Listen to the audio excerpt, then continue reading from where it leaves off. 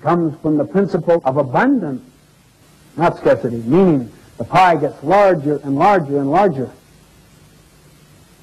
Habit 5, seek first to understand, then to be understood, is the habit of empathic communication, meaning you always seek to understand first.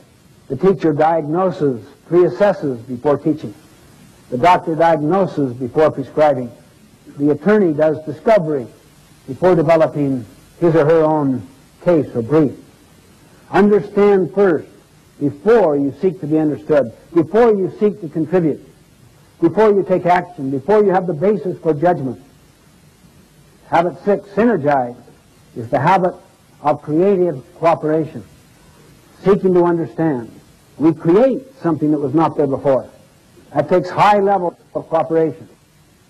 The principle behind habit 6 is the principle that 1 plus 1 can equal 3, 4, 10, 20, 1,000.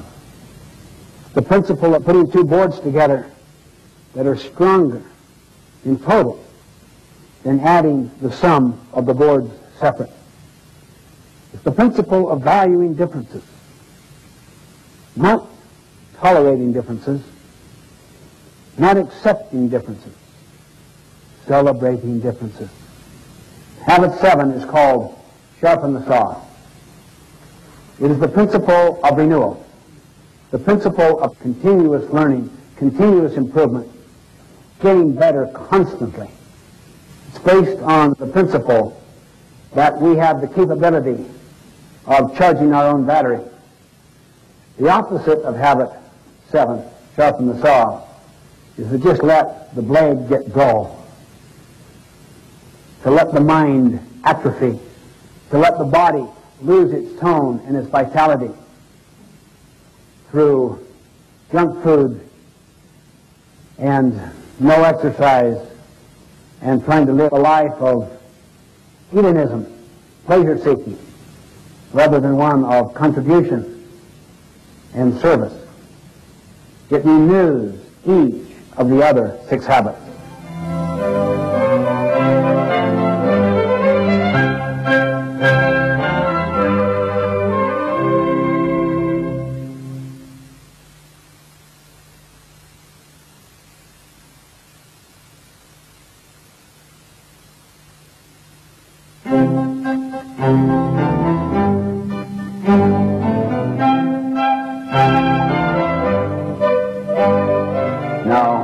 Simply, the 3-person process is this.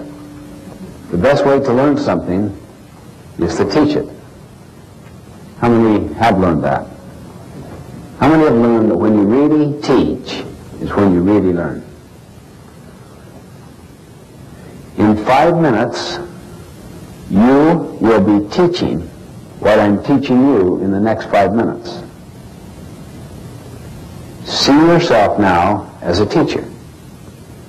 I'm going to briefly describe the 3-person process and the 4 benefits that come from the 3-person process. Now, notice your behavior right now. See, you don't see yourself as a kind of passive learner. You see yourself as an active teacher. You're just preparing to teach. And that significantly increases your learning. That is the first benefit. The first person teaches.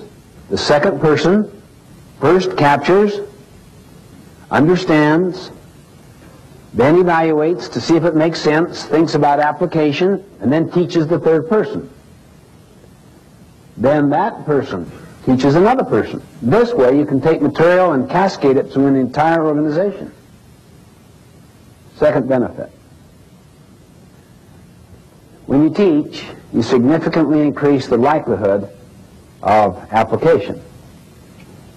For instance, if you're teaching people to be better listeners, isn't it probable that you'll try to be a better listener yourself?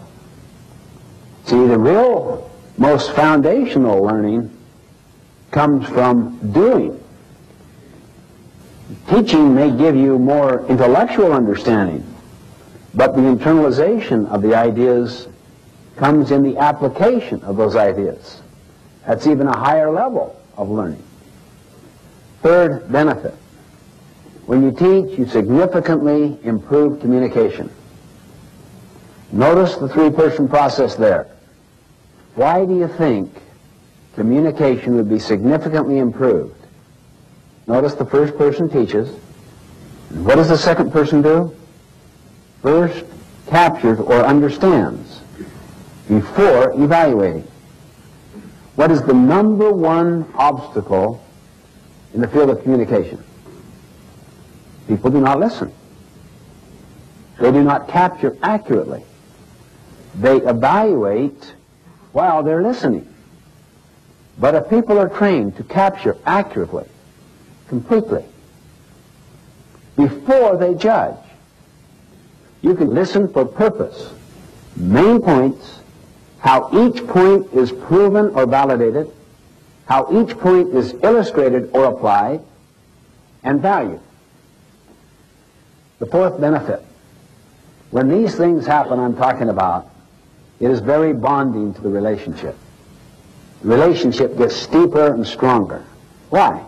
There's so much authenticity. There's so much sincerity. There is so much empathy and creativity being manifested in the communication processes. When you do this with your children, you will learn better. The next time you send somebody to a convention, to some training activity, to some association meeting, before they go, what do you say to them? When you return, you will have the privilege of distilling the essence of what you learned to the assembled staff for half an hour.